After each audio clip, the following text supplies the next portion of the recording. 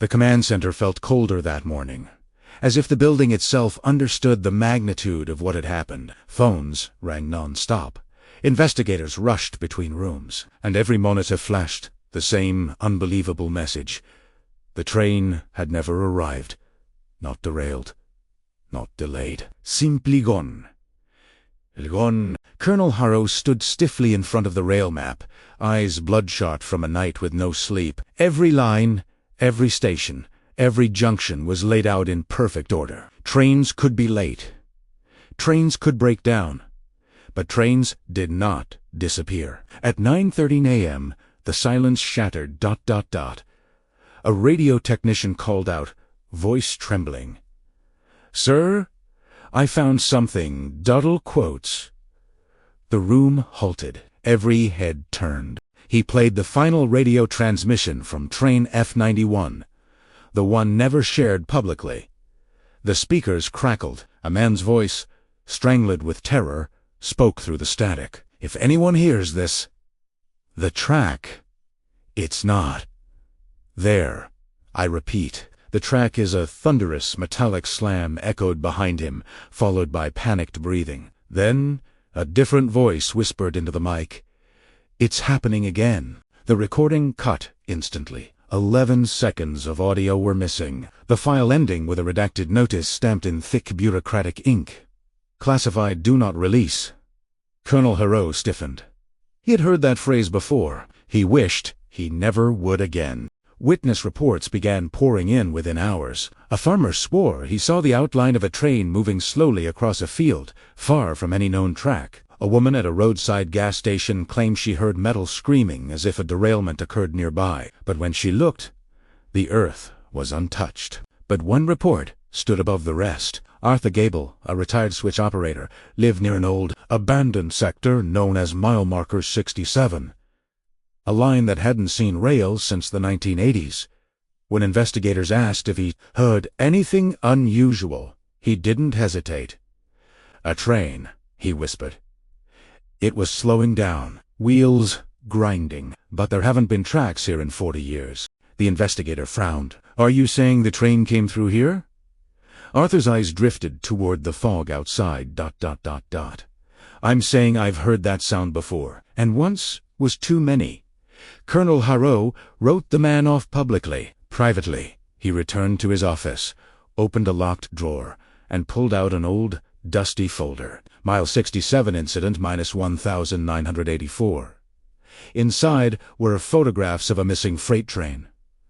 23 men.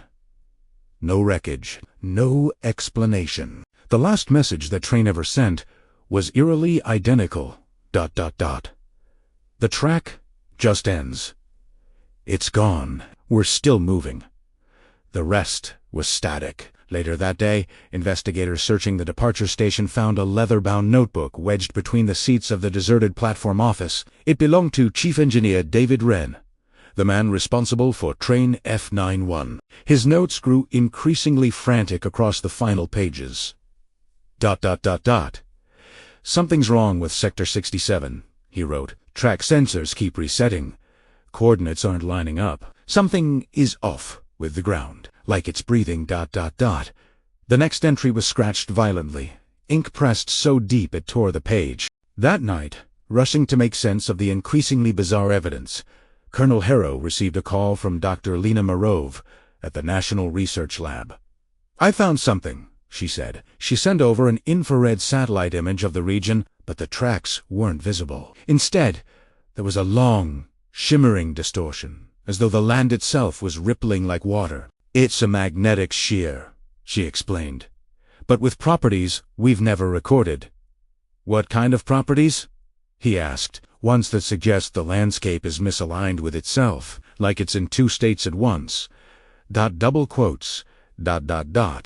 He felt his throat tighten. "Are you saying the train left our dimension?" "I'm saying the track may have led somewhere that doesn't follow normal physics." Quotes. 2 nights later, a freight driver near the border reported seeing a train gliding across a dead rail line at 3 a.m. It had no lights, no sound. Just a dark engine dragging itself slowly through the fog. When asked what compelled him to report it, He stared at the floor as he spoke. It wasn't the train. It was the windows. I saw hands pressed against the glass. Dozens of them, like they were trying to get out. A week passed before search teams found anything remotely physical. Deep in the woods, far from any rail, they discovered a single compartment, as if it had dropped from the sky. The steel frame was warped and melted. The wheels fused into the undergrowth. Inside, deep gouges ran along the walls. Not scratches, not panic marks. Claw marks ... long. Curved inhuman ... on the floor. Written faintly in soot. They found a final message, : we didn't die here. Dr. Murav had been studying the satellite distortions nonstop. When she called the colonel again, she sounded shaken. It's not a single anomaly, she said. It's a corridor, a loop in time, a repeating seam. ... She laid the evidence out plainly. Landmarks that repeated ... coordinates that drifted ... 2 trains disappearing 40 years apart. Reports of ghost-like reappearances ...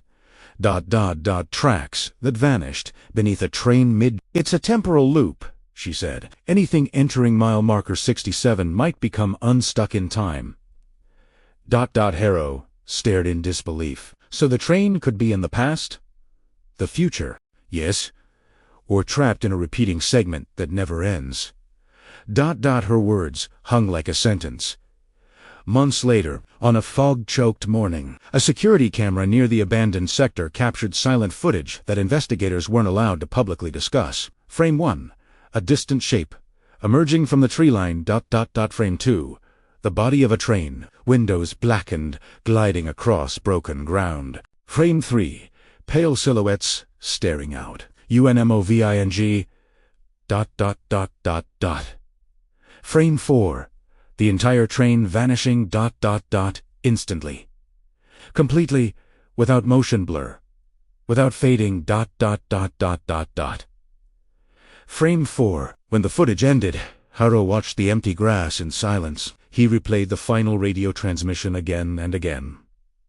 The track is gone, ignutin with a cold certainty that settled deep in his bones. Trains don't vanish. Tracks don't vanish. Passengers don't vanish. But sometimes the world opens in the wrong place at the wrong time. And when that happens, whatever crosses that threshold doesn't come back as it was. If it comes back at all, at mile marker 67, the threshold remained open. ... Waiting. Silent. ... Hungry. ...